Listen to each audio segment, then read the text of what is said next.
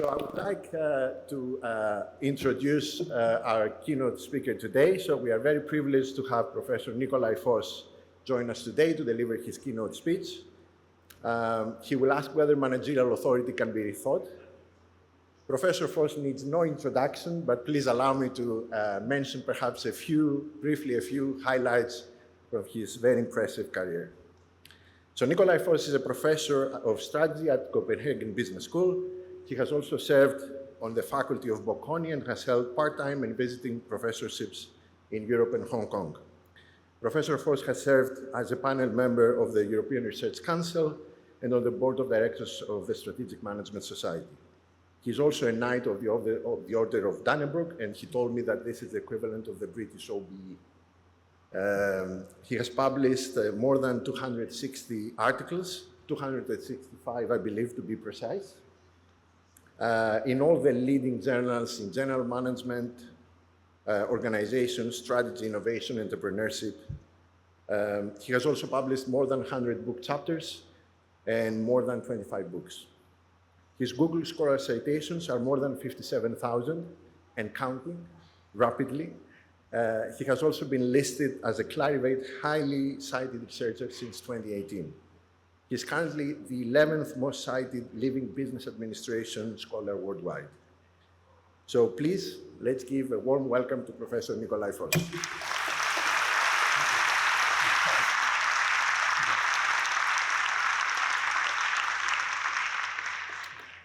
Well, thanks, Panos. I mean, this is the kind of introduction after which a speaker can surely only disappoint, right? But thanks anyway, and thanks to EURAM for inviting me to give this talk. It's a great honor, particularly since this is only my third EURAM conference ever. Actually went to one of the first ones. I shall not mention which one, but it was one of the first ones. Believe more than 20 years ago, and let's just say that things were a little bit more start-up-ish back then.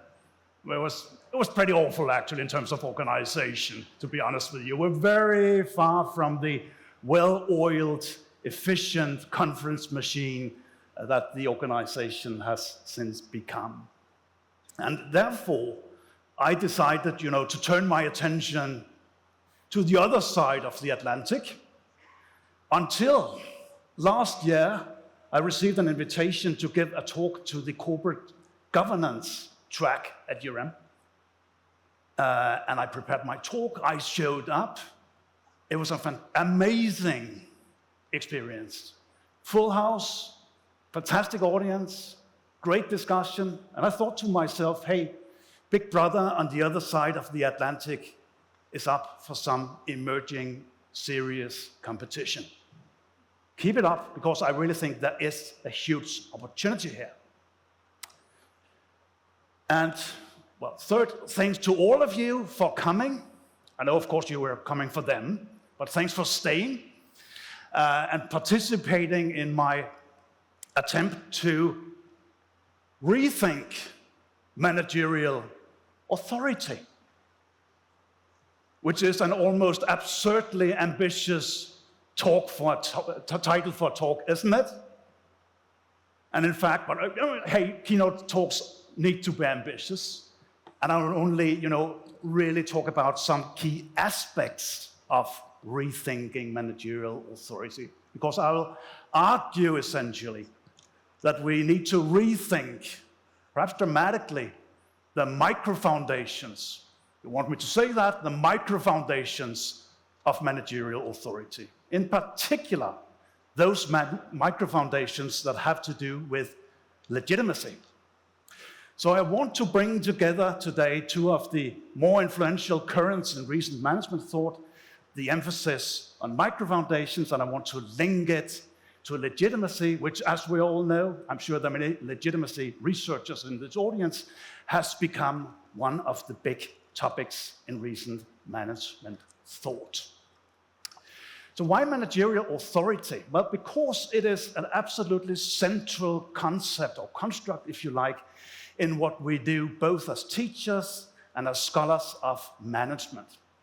Perhaps we don't often talk about managerial authority. We talk about managers, We talk about managerial activities.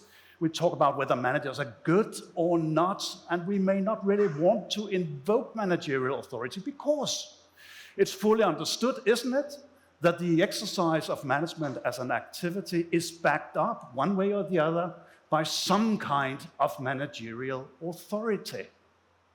So it goes without saying almost that, of course, management and managerial authority are like two sides of the same coin. But I think there may be another reason why we often don't talk about managerial authority. And that has to do with something perhaps a little bit deeper, namely that authority doesn't have a good reputation. Many of us take pride in being anti-authority, don't we?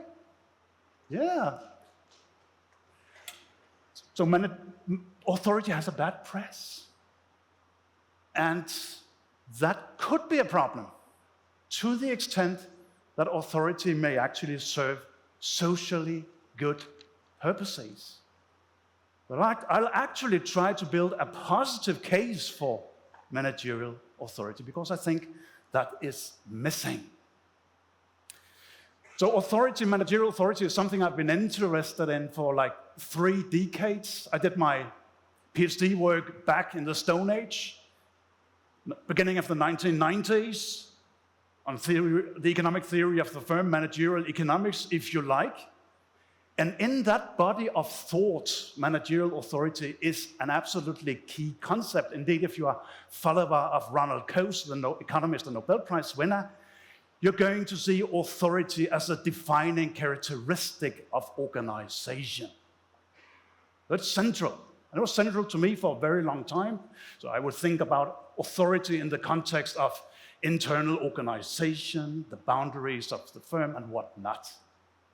And I wouldn't be thinking much about what we might call the softer aspects of authority. They're not soft at all, but those kind of aspects that I've recently taken an interest in because I've joined forces with one of the nicest and smartest persons in the business ethics field, Caleb Banacchio, rising star in that field, and we share an interest in the philosopher of a guy called Alasdair MacIntyre, who is up to virtue ethics. And we did in our first joint product, or project, which was published earlier this year in the Academy of Management review, called The Virtues of Joint Production, was essentially to take MacIntyrean virtue ethics and put it into the theory of the firm. And when we did that, we read, obviously, a lot of the literature on managerial authority, and we realized that that literature is all over the place with respect to what managerial authority is and what it does and what are the sources of its legitimacy, to the extent that it has such legitimacy. So one thing led to the other. We wrote this review paper for the Academy of Management Annals called Reconsidering the Moral Dimension of Managerial Authority. And the second thing led to the third thing. So we realized when we were doing that paper that we are surprisingly weak in the literature on managerial authority on what are ultimately the foundations of such authority. So that's the third paper, and a lot of what I'm going to say today is basically, well, it's based on that paper, which is called Micro-Foundations of Managerial Authority, a self-determination perspective. And as always, I'm totally happy to send you copies. If I've provoked your interest, just shoot me a mail, and I'll do it, okay? But before we proceed further, we need to fix a few ideas and a few concepts, obviously that of authority or managerial authority. And my favorite understanding of authority is the one that Mayer launched a long time ago, 1968, of authority as the legitimation of a particular person to issue commands or obligations that are binding upon other persons and himself or herself in a particular situation. Why is this a nice definition? It's a nice definition because it does the obvious. I mean, the person who holds authority has the right to issue some kind of command, right? Obvious. But it does something more if you look at it. It does touch on issues of obligations, of normativity, of legitimacy, if you like, because it kind of says that, that those who receive an order feel that they are obliged to obey that order. And that takes us, of course, directly into issues of legitimacy. All right, the basic claims that I'm going to make in the following are these. I'm going to argue that the world is facing yet another crisis of authority. It's not the first, it won't be the last, but we are very much in the midst of a general crisis of authority, or more precisely, a crisis of the legitimacy of authority. Just look at the recent elections to the European parliaments. A lot of legitimate authority was attacked, perhaps even destroyed by some of those elections, in some countries at least. Look at politics perhaps in this country, another crisis of legitimacy. Look across the Atlantic. Isn't that very much a crisis of legitimacy of political authority? I think it is. We are seeing similar crises of authority in business and unfortunately also in science. And all of this is about, fundamentally about the legitimacy of authority. Someone is saying, who are you who believe that you are in a position to, tell me what to do or what to think, whether this is politics, business, or science? And I'm not at all against being skeptical towards authority. That's not the point. But the point is, we can go too far. And we do go too far if we neglect that authority may perform socially useful functions. And I think that we may have gone too far. And I think that in politics and also in management theory, there is a need to rethink the positive case for authority and also the positive case for what underlies authority, namely power of some kind. This project can be met or fulfilled in many ways. One way of doing it is to make use of a theory that we use a lot in management research, namely self-determination theory in psychology. And I'll elaborate a little bit on that. But let me turn to the first point, the point about the legitimacy of authority being increasingly contested. You guys are cultured people, so you immediately recognize those two up here, don't you? Britney Spears, of course, and Tucker Carlson. Back in the days when Tucker was a host, a CNN host, and ran a show called Crossfire. So he would invite people in and he would grill them. So back in 2003, his guest is Britney Spears.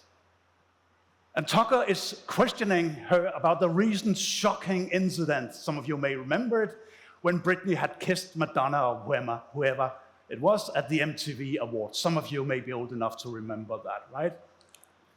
They talk about that, and they talk about many other things.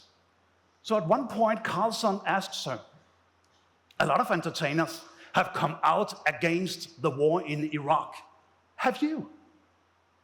And Britney says, well, honestly, I think we should just trust our president in every decision he makes, and should just support that, and be faithful in what happens. I mean, this is literally blind authority, right? And I mention it here for a number of reasons, one of them being that this guy, who I often do not quote or cite, has a hilarious recent essay on that old talk show episode in The Spectator. And Slavoj Žižek says, because that's him, you can't see it, I think it disappeared from the slides, but that's Žižek. Obviously, she applied the same rule, blind authority, blind belief in authority in her dealings with her father, trusting him in every decision she made. She's paying the price for it. The lesson to be drawn from her mishap is that in our political life, the era in which we could trust those in power is over. If we don't regain a truly critical attitude, not just a cynical distance towards those in power, we all may end up like Spears did, in something pretty miserable. Okay? And of course, in calling for not a cynical distance, but a truly critical attitude, Zizek is just reaching back to something with which we are all familiar, namely Enlightenment thinking. So this is a painting of French Enlightenment thinkers. I'm told that if you look carefully, you can see both Montesquieu and Rousseau and a couple of others there, right? And the Enlightenment, more in France than in Scotland or England perhaps, but the Enlightenment was of course very much about questioning at least some authorities. And this, of course, is something that goes back in our European history. It's much older, goes back to the Renaissance, Martin Luther perhaps, Jan Hus, and so on, right? So this is the skepticism of authority is with us as Europeans or as European management scholars. And if anything, that skepticism has only grown over time. So what, according to Hannah Arendt, in a sense, so that's one way to interpret her as saying that, the Eichmann incidents and the Holocaust was very much about the service of managerial authority for purposes that were absolutely horrendous. The authority may be an instrument, even a source of great evil, obviously. Then a little bit later, we have, in the aftermath of the war, we have the Milgram experiments. We have the Stanford prison experiments, which we are, I suppose, all familiar with because they are also very much part of popular culture. I mean, there are TV shows that are molded on the Milgram experiments, right? The implication being that we can essentially all be turned into Eichmanns by the exercise of managerial authority. If we turn to social science scholarship, we may also discover a similar message. So some of you may remember the Marxists of the 1970s, which argued strongly against managerial authority, at least in capitalist firms. Presumably it was a bit different in socialist firms, right? There's a recent very interesting book by Caitlin Rosenthal called Accounting for Slavery, which argues that the roots of management thinking essentially go back to the US antebellum slavery system. So the implicit charge here is that what we are doing is potentially morally compromised by that historical heritage. There's a third book here. This is Elizabeth Anderson. Very, very smart book. I disagree with it, but it's extremely well argued. And Anderson argues essentially that corporations are like small, dictatorial mini-states. Many corporations have much more influence over our lives than the ordinary state apparatus. But we don't protest, we don't even talk about the fact that employers rule our lives. I could cite many other examples because this is a huge and it's an influential genre. And the basic thrust of it is that management thinking and the activity of management is morally compromised. Managerial authority is compromised in moral terms because of these legacies. So that is, if you like, this is about the normative legitimacy of managerial authority. Then there's a different genre, which is more about the, if you like, cognitive legitimacy of managerial authority. And I like to call this the bossless company narrative. And these, clippings from various magazines and newspapers are hopefully illustrative. Here's Inc. saying, an email from Elon Musk reveals why managers are always a bad idea. I doubt that is what Elon actually said, given who Elon is, but Well, in Harvard Business Review, we have Gary Hamel, one of the world's leading management scholars, calling for us to, in thinking about organizations, let's first do away with all the managers. Let's fire them, basically. We have the venerable Wall Street Journal talking about the end of management. And we have Inc. again talking about $1 billion company with no bosses. Yes, it exists. This is about Valve, and of course Valve does have bosses. But that isn't the point. The point is that here's a narrative. Here's a genre of writing that asserts that managerial authority isn't necessary. It's superfluous. We don't need it. And people increasingly are realizing that. And of course, this is language. This is a genre that has been picked up by many, many managers, not just employees, but also managers. So here's Wall Street Journal again, talking about the Bayer chief executive's radical fix for corporate jobs: purge the bosses. Purge the bosses. If you actually read the article, which is very interesting, it turns out that what is happening is that, Bill Anderson is making Bayer a little bit more decentralized. There's more delegation. But apparently this is how you have to talk about it nowadays, right? So there is a powerful narrative, or perhaps narratives in plural, asserting that managerial authority is compromised for more reasons, and it's also unnecessary. Seems to me that these narratives are really criticisms or indictments of what you may call bad authority, rather than managerial authority per se.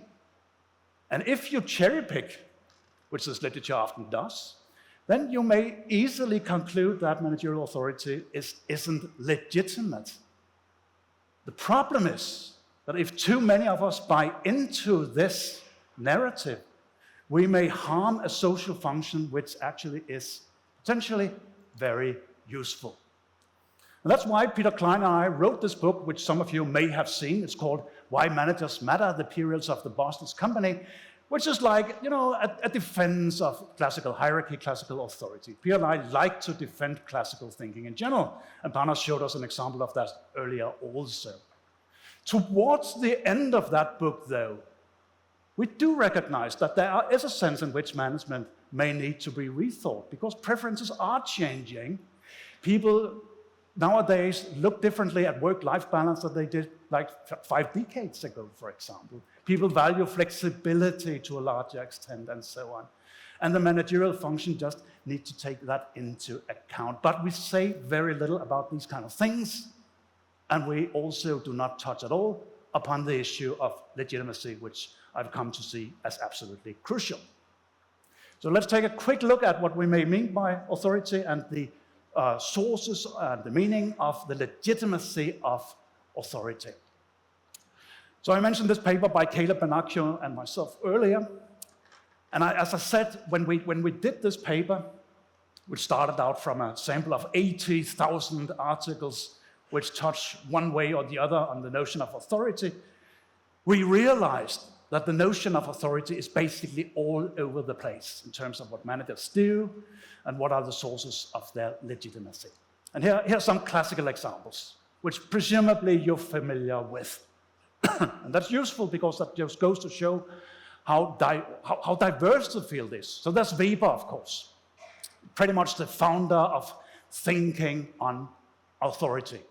So to Weber, authority is a legal right, basically, and formal legality is the source of the legitimacy of the manager's job. But if you think a little bit about it, it's obvious, I think, that formal legality cannot really be a sufficient reason or sufficient basis for the legitimacy of managerial authority. Because all managers in an economy like ours, well, they enjoy formal legality. But we also know that they also enjoy very different levels of support, reasoned and spontaneous support from their subordinates, don't they? So there must be more to the issue of managerial authority than formal legality. Then there's Herbert Simon. He doesn't really talk about legal rights, he talks about economic rights. Authority is a right you have as a manager because it makes economic sense. It's efficient. It's an efficient way of organizing some kinds of activities between people who issue orders and people who take orders. This is his definition from the famous Econometrica 1951 paper, which is about the employment relation. B, the boss. The boss exercises authority over W, the worker, if the worker permits the boss to select X, where X is an action in an action set, a set of actions that the boss can direct the worker to carry out. That is, the worker accepts authority when his behavior is determined by the boss's decision.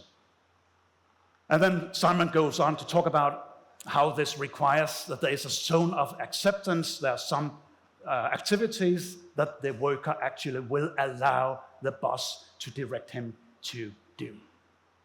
But that's really all that Simon says about something that touches on legitimacy, the zone of acceptance, which is fundamentally a black box in Simon's thought. So here's our third representative, which gets us closer, I think, to something really interesting. One of the towering figures of management thought, Chester Barnard. And to Barnard, the exercise of authority is, of course, about communication, because his theory is a communication theory. To Barnard, authority has to do with the character of a communication or an order in a formal organization, by virtue of which it is accepted by a contributor to the organization as governing the actions he contributes. Barnard then goes into talking about things like codes of conduct, standards of workmanship, loyalties, and he also explicitly talks about legitimacy. And he's the first one to really do this. And he grounds legitimacy in concepts that are fundamentally normatively charged, if you like. And that sounds like something we are used to hearing, namely the notion of moral factors as a source of legitimacy. An idea that has come up in the recent thinking about the corporate purpose. And of course, this is going the right way. But the corporate purpose literature is mainly a literature that speaks to the issue of the legitimacy of firms rather than managers per se. So that's one problem. One reason why we don't really have a good answer to what are the sources of legitimacy of managerial authority. Another reason is that, of course, people have talked about legitimacy and the legitimacy of managerial authority in more moral terms. But the emphasis has usually been upon the fact that when people try to legitimize authority in moral terms, this is easily picked up by employees or subordinates as manipulation, as morally charged domination, essentially. But on the other hand, sometimes it works, right? So when does it work? When doesn't it work? We don't really know. In other words, the micro-foundations of the acceptance of managerial authority as legitimate are still highly unclear, I think. And this is deeply problematic because legitimate authority matters. There's plenty of literature that will allow us to say that, yeah, the legitimacy of authority is good because this is something that, for example, expands employees' zones of acceptance. If we perceive the manager as legitimate, there is more that we're willing to do on behalf of the organization, including those tasks that are necessary, but perhaps less pleasant to engage in if we're employees. Legitimacy is something that furthers, extra role behaviors. It reduces turnovers. It makes it easier to communicate between the boss and the workers. It reduces costs of bargaining, makes it easier for us to coordinate and to cooperate, and therefore also to adapt. It makes for good psychological contracts in the workplace, and it may send good signals to other stakeholders than the employees. So legitimate authority matters, and it matters in a good way. So the question is there a positive case for the legitimacy of managerial authority beyond the things I've already mentioned? Economic efficiency, no. Taking for grantedness, legality. I believe this. And I believe that we actually, in existing management thinking, do have legitimacy micro-foundations of managerial authority that we need to uncover and activate, if you like. So that's the third paper I mentioned by Caleb Banacchio and myself, which is about the legitimacy micro-foundations of managerial authority. The key idea in that paper is that managerial authority is something that may contribute to the flourishing of employees. When employees use their own flourishing, their fulfillment, as a criterion for assessing the legitimacy of authority, it may work, actually. So we need to take a look at what do we mean by flourishing. And Panos was pleased to note that here's a famous Greek. This is Aristotle, the founder of eudaimonic moral philosophy, who placed human flourishing centrally in his thinking about ethics. So in this tradition in moral philosophy, flourishing is about fulfilling the human capacity. It's about fulfilling or reaching or meeting your capabilities. And usually that's linked to virtues in this line of thinking. It's not about living like a monk or a nun, but it's honoring some of the generic or general virtues like temperance, courage, and so on, and also honoring the virtues that are linked to the practices that you are embedded in. So as management scholars, we are embedded in practices called research and teaching and dissemination and whatnot, right? And these are not just practices, they are practices that come with ends, atelas. And they are practices that are underpinned or embedded in values and normativity, right? And when we engage in those practices, reaching the goal of those practices and respecting the values, we are going to live lives that will produce happiness and wellness according to this line of thinking, which of course is not just Aristotle, it's a still existing, powerful line of thinking. To those of you who are familiar with motivational psychology, this should sound like something, namely something called self-determination theory, which is probably the dominant way in psychology of thinking about human motivation and human personality. So what is self-determination theory about? Well, it's a rich complex of theories, but the foundation of it all is a theory of human needs. And the basic idea is that you need to satisfy certain key needs in order to flourish. Those needs being, many of you will be familiar with them, autonomy, competence, relatedness. But what is autonomy about? That's about self-regulation, there being an internal locus of causality. You're in a sense the master of your own actions, so that you engage in actions that are either intrinsically motivated or perhaps motivated by values outside of you that you internalize because you think they're the right ones. Competence, what's that about? Well, that's about self-efficacy. There is a sense of effectiveness in performing tasks. And relatedness, well, that's about the need to belong and feel connected to others in the workplace. And we know there's plenty of management research that suggests, this is evidence-based, that autonomy is something that may be supported when managers provide meaningful rationales for tasks, when they delegate, when they let employees engage in job crafting, We know that competence is furthered when managers assign tasks that are optimally challenging in the sense of goal-setting theory, provide informational rather than controlling feedback, support professionalism, and so on.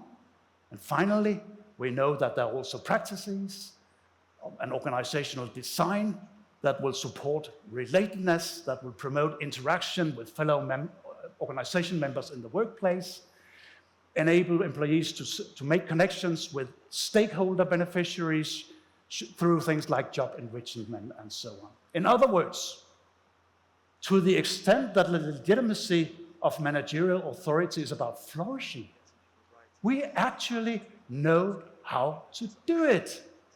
It's all there, this literature. Self-determination theory, which surprisingly has been somewhat underutilized in terms of applications to the workplace. But we should go and we should do it. So let me finish by turning to the even bigger picture, because some of you may have been wondering, why isn't it talking about power?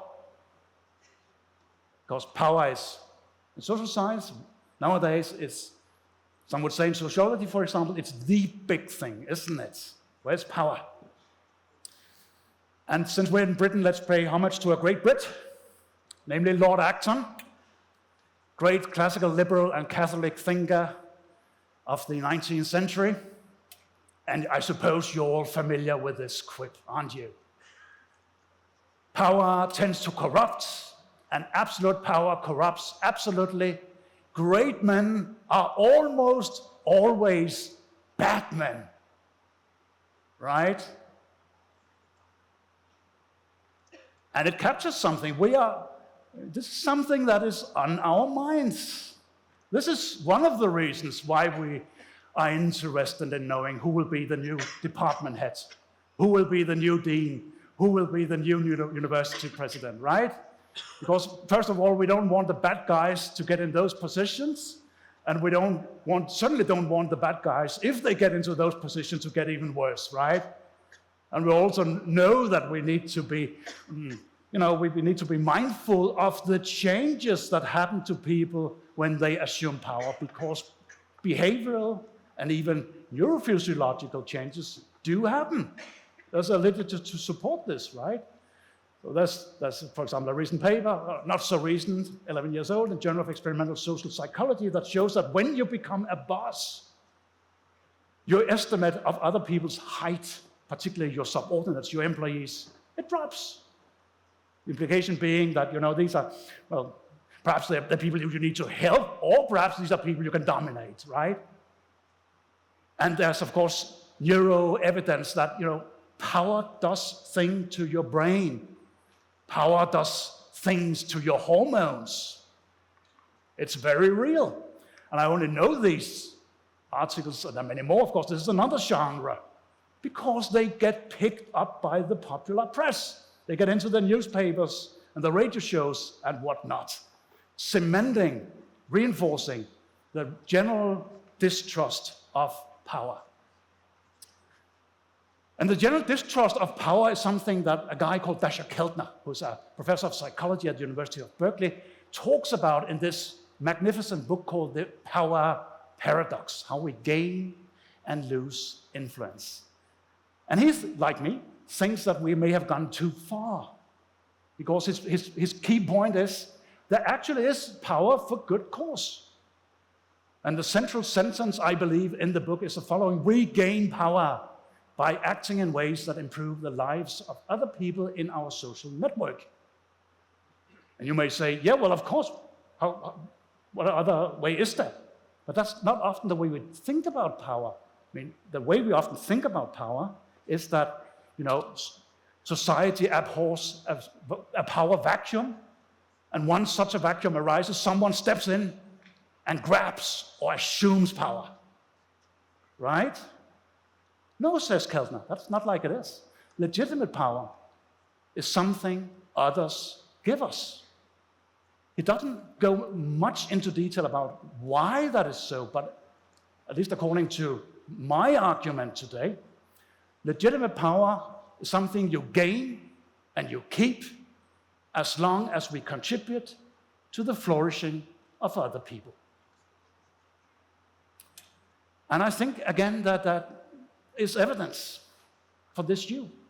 Because if you turn to evolutionary psychology or evolutionary anthropology, one of the lessons of those bodies of thought is that, yeah, in fact, evolution has hardwired us with an ability, extremely imperfect, but the ability is there, to grasp who in a given social setting, a group or a team or whatever, a university, is most competent, sincere, honest, and who is therefore in the best position to promote the greater social good. And of course, the whole idea of meritocracy presupposes that we have this ability and that we recognize this, right? And if that's the case, perhaps we need role models, examples of good power and good authority and legitimate managerial authority. So here's a very recent op-ed by Jemima Kelly, Financial Times.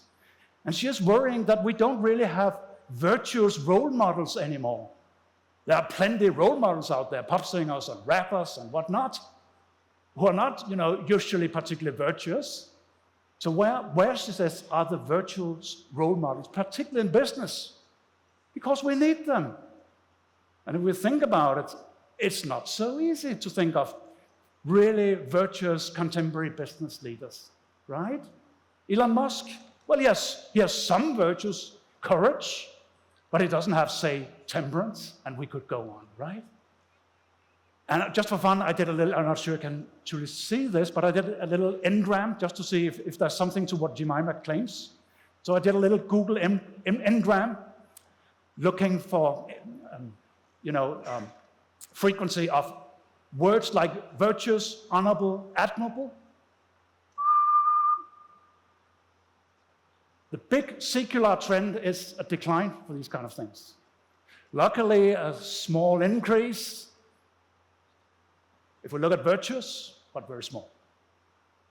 Is this a problem? Perhaps it is. Perhaps we have become too cynical about power and authority. And it does seem to me that this is the case. And it also seems to me that good authority and good power, and therefore meritocracy, these are things that are being undermined by intellectual currents that are very influential, in particular Western societies, currents that are inherently suspicious of authority, power, and meritocracy.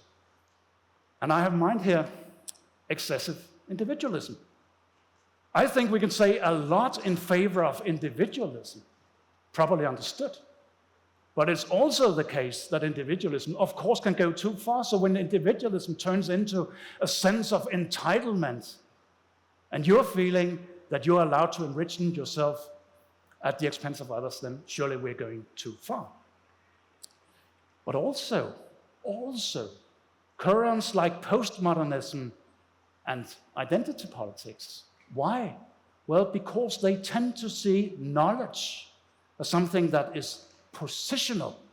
Whether you can claim, knowledge or competence depends on your social position, whether you are or are not oppressed, say. So knowledge is positional. And obviously that is a complete undermining of the idea of meritocracy. And it's casting suspicion upon notions of good power and good authority.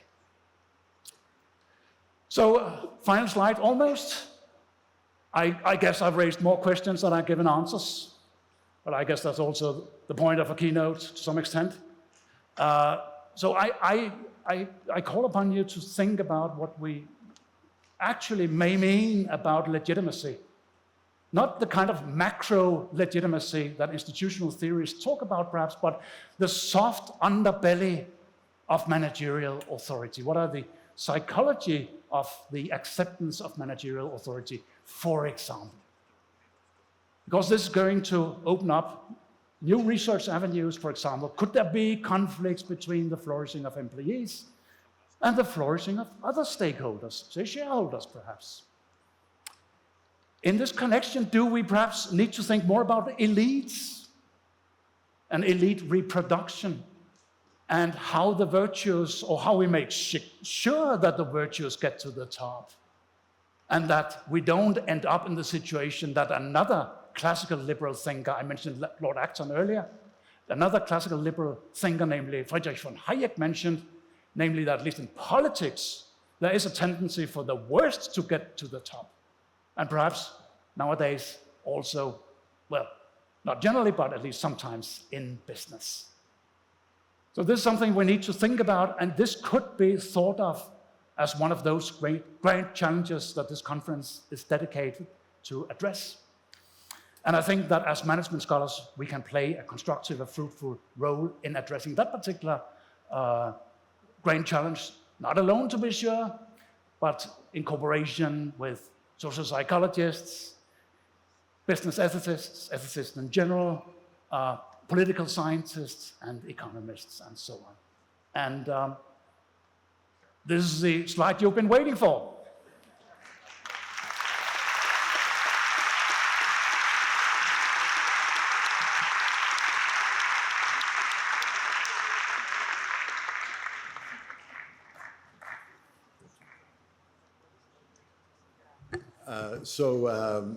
Thank you very much, Nicolai, for this really inspiring talk. We have time for questions and answers, so I would like to open it up to the floor. Please raise your hand, wait for the microphone to reach you. We have volunteers, and please state your name and your institution before asking your question. We can start with you, sir. My name is Shan Turnbull, principal of the International Institute for Self-Governance, and I'd like to ask our guest speaker, is he available at 9 o'clock tomorrow morning to join a symposium organised by my colleague Shreyam Adijana and Colin Mayer to discuss polycentric governance as a way of solving grand challenges in which authority is divided into many sources and turned upside down, as reported by Elinor Ostrom in her Nobel Prize speech of 2009, which she shared with Oliver Williamson, who only investigated dictatorships. And I know of no organization in the world that educates the most ambitious leaders of the future to introduce polycentric governance. I see it as a major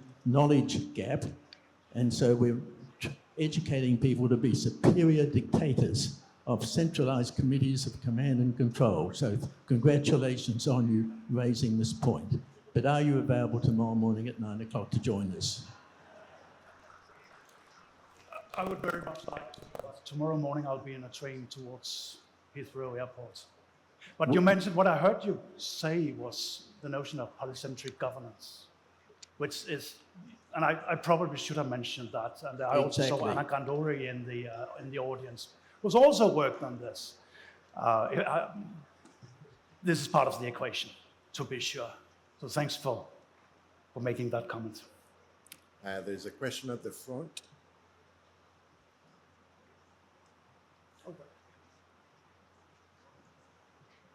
The Oslo University of Zurich. Oh, Margaret. Nicolai, you talked a lot about the individual micro-foundation of authority, but what about institutions? Institutions create to limit the downsides of authority and power, like, in the first place, the market. Second, democracy. Third, maybe a random selection, a field which I am working in. So what about institutions? Yeah, what about institutions is the question here, because I deliberately kept everything very micro for reasons, partly for reasons of time management, but also because I'm not really an expert in institutional theory. But of course, I did mention it on one slide. So of course, if you turn to that body of thought, you'll get to the argument that managerial authority is another taken for granted institution, won't you? I mean, that argument is explicitly made. But to me, as someone who is micro-foundational in my way of thinking, it begs the question, because the whole point is, why exactly is it taken for granted, right? There's this tendency of treating those who take it for granted as, people who are puppets who can be molded by social forces and institutions. And I don't think of people in this way. I think of people as individuals who have volition and who can decide to accept or not accept managerial authority. And of course, the whole quiet quitting thing, for example, that there was a lot of talk about recently, is another instance of people questioning the legitimacy of managerial authority that you cannot explain from the perspective of taken for grantedness, but where you need this kind of economic and psychological drivers and motives, I think. But the question is very good. Thank you. There's a question over there, Akhil. Hi, my name is Akhil. I'm at the University of Bath. Hi, Nicolai. I was quite fascinated by the idea of a bottom-up legitimization of authority. But I was thinking about it. It sort of reminded me of the idea of a Leviathan, which Thomas Hobbes argued about. So the idea of the Leviathan is that, there's a war against everyone. And so the individual grants authority to the Leviathan to ensure their survival. So taken to its limits, I'm trying to understand if that's where your theory takes us. I couldn't really hear it. Could you repeat the question? Yeah, of course. It's the cooler over there that jams everything here. So when I was listening to the idea of this sort of bottom-up legitimization of authority, it's a very fascinating idea, but I couldn't help but draw the connection to what Thomas Hobbes had said, is the idea of a Leviathan where, right? Yes. So is this tending in that direction? Okay, good. Okay, excellent point. So I am invoking a Leviathan here in a sense, right? There has to be a designer who decides on the proper empowerment of subordinates, who delegates, who designs the organization in such a way that there's sufficient relationality and so on, right? So that the needs for autonomy, competence, and connectedness are met. No, the Leviathan gets in there. We still need managers to define the rules of the game, to design the organization, to make decisions on job design to a certain extent, although that can also be delegated to a certain extent, make decisions on rewards and so on. I'm not pleading in favor of what Peter Klein and I, just 2 years ago, harshly criticized as the bossless company narrative, quite the contrary. Right? But I guess I've softened a little bit since I wrote that book with Peter, as what happens with age, right? Question in the front. Peter Boltak, Warsaw School of Economics and University of Illinois. I want to thank you for relying on ethics and good ethics from my former late mentor, Alistair McIntyre, all the way to Aristotle, and right now even Hobbes. So let me bring it more even to philosophy. Do you think that AI and especially AGI could become such a manager? And if not, why not? Because most people would think probably. Okay, but so the question is, can we have AIs taking over, substituting for managers, basically? And I guess you also want to discuss what are the ethical implications of this, because can we hold an AI morally accountable and so on? And right now we cannot, obviously. These arguments are around. I'm skeptical, because what AIs do is they just run very complicated, enormous regression models, right? That's what they do. AI is all about curve fitting one way or the other. It's picking up on past data in order to predict the future, building on typically massive amounts of data points. That's how an AI works. How does a manager work? That's not how a manager works. A manager works by looking at few data points, forming a theory or exercising a judgment and making decisions. Unfortunately, if I may, this would be ChatGPT, but I was talking about AGI like Gerzel and Debus from Thaler, things that are in some ways very autonomous. Okay. I have to say that's probably outside of my competence. But my point is, if we stick to AI, is that AIs, the way they work, you know, the mind of an AI just works entirely different from the human mind. Because what we are good at as humans, the way our minds work is we observe relatively few data points and we can form forward-looking theories and make decisions on the basis of those theories. We can exercise judgment, and when we talk about judgment, of course, we also talk about more responsibility, which we don't when we talk AIs. We can have a chat in the break, okay? Okay. Nicolai, there is a question over there. Yeah. How are we doing on time? Very well. Yeah, excellent presentation. Took a lot of notes, really appreciate your ideas. One of the potential implications, though, of what you talked about, I'm curious your thoughts on it. So you're saying the more that we contribute to the flourishing of others, the more power and authority we would naturally gain, correct? And then individual. I'm not sure. I didn't put them in those comparative static terms. I didn't say the more. I just say we get power when we further the flourishing of others. There's a difference there. Okay. And then potentially the other side of that would be people who use their power just for their own selfish purposes. We would expect them over time to see their authority diminish as people become aware of that, and we warn each other about. But you know, that would happen to anyone possessing power over time. That's the point in Keltner's. That's what Keltner calls the power paradox. So we do gain power because we serve the flourishing of others, or their interests, perhaps even. But over time, power does things to us, and we lose the power again. Okay, so, because I'm thinking of, like, for example, I'm from the United States, Ted Patterson from Oregon State University. I'm realizing I didn't introduce myself.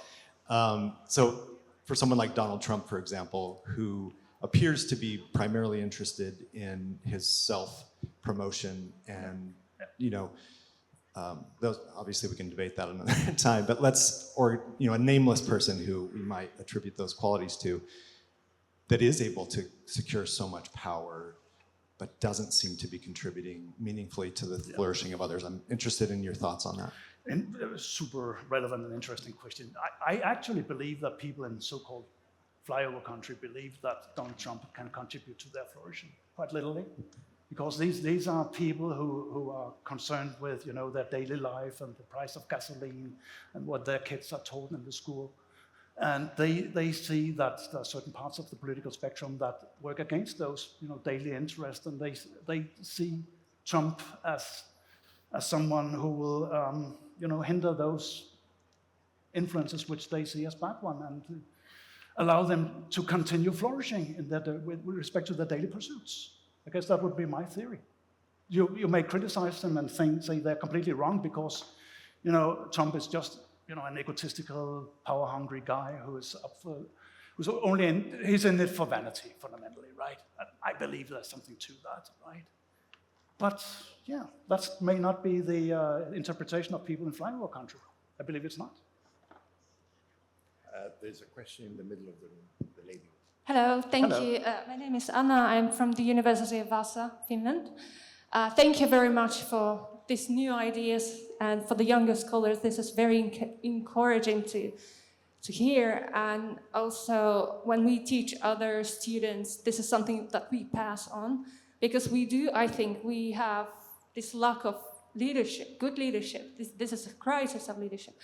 But my idea is more about, you talk about the authority and how to get power in a more moral, ethical way, but then isn't it about also the purpose? Because if we get the moral leaders, but then the point is to compete, get more return on investment, profits, then what's the point of having good leaders if the ideas just get the same things. Yeah. It's a bit, yeah. What's your idea on the purpose? Is it about the time to So think about the classical question about how we align purpose and profits, in a sense, isn't it?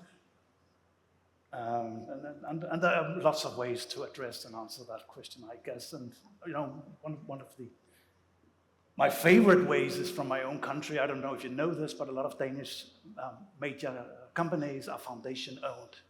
So Carlsberg, many of you will enjoy Carlsberg's products oftentimes. It's probably not the best beer in the world, but well, so be it. It's an okay beer. But Carlsberg is foundation-owned. And Carlsberg doles out enormous amounts of money to pro-social and scientific, in particular scientific purposes every year. And the whole idea is that we mix purpose and profit by having this part of the business generate the profits that will allow us to be pro-social. You see the same idea in some of the other Danish foundation-owned companies, but also in a number of the family-owned companies. There's, for example, Maersk. Not totally family-owned, but of course the family controls a huge part of that company. Again, it's dedicated to pro-social purposes to a very large extent. The Maersk Foundation doles out lots of money every year. The Lego Foundation, same story.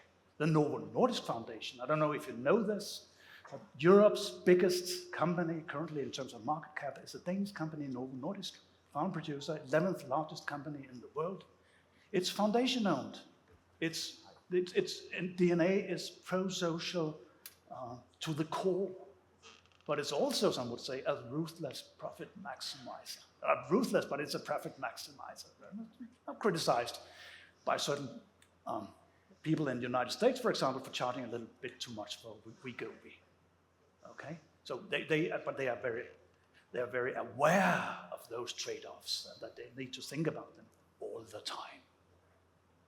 But again, many ways to think about this. I also, if you want to go really instrumental about this, I have a paper with Julian Birkinshaw and Sigvard Lindenberg where we also talk about this, and we look at why is it actually that lots of very, very successful companies, successful in terms of traditional measures like profitability, why is it that they have pro-social missions and actually invest a lot in having their employees understand these pro-social missions?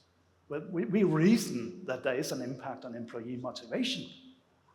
So being pro-social and doing good is also an indirect way of actually being profitable. So that's the second way in which you can bridge the gap, right? And of course there are many others out there. So another. There's one question from this side of the room. Okay. That will be our last question. Okay. Good afternoon. My name is Damian Ezani from Indiana Tech, US. You mentioned about the good flourishing of people, and I want to take that on a global level. Right. As we rethink about the impact of the leadership, of the managerial skills on other people who are not flourishing as we exhibit our leadership? For instance, Congo, that is now in crisis, people are dying, or maybe southern part of Nigeria, we are share with oil, people are not having that good flourishing, or even in northern Nigeria and some of the Sahel region where terrorists are terrorizing people with weapons sold to them, and they're not flourishing, but companies are flourishing and leaders are flourishing. So how do we rethink this in the presence of all these happening when others are not flourishing? Why we rethink? Thank you. Right. So it's very clear that the examples of countries that you mentioned are also examples of failed, partly or fully failed societies and states, right? And, well, failing. And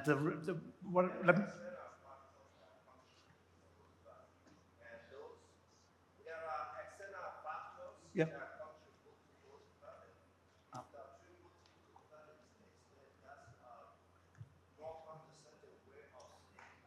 Okay. Right. But what I think that if you look into, say, let's say Congo, for example, you'll find a general distrust of political power. That is the case. We know that from the value surveys. That is the case of various developing countries and African states, perhaps even in particular. Why? Well, because there hasn't been enough exercise of good power in those states. So those states have ended up in, an unfortunate equilibrium that's just difficult to get out of, because, the trust that is necessary to get good power working and exercise its beneficial effects, leading to the flourishing of as many people as possible, that trust isn't there. I'm not a political scientist. I'm not qualified to reflect really on this, but from my point of view, this is the problem that I see. Those states are outside of what Darren Acemoglu calls the corridor, right? The corridor being the corridor between believing too much in power and believing too little in power, right? I'm afraid I cannot say more than that. It's surely as interesting and incredibly important, because flourishing, as you indicate, it's a concern for everyone in the world, right? Sorry, one final point. If you're interested in this, there is a book by a Nobel Prize winner in economics, Edmund Phelps, that does go into these issues, right? He's a macroeconomist. He's much more qualified to talk about these issues than I am. So you may want to check out his work.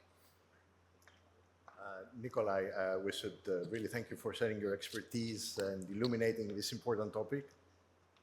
Please join me in thanking Nicolai with a round of applause.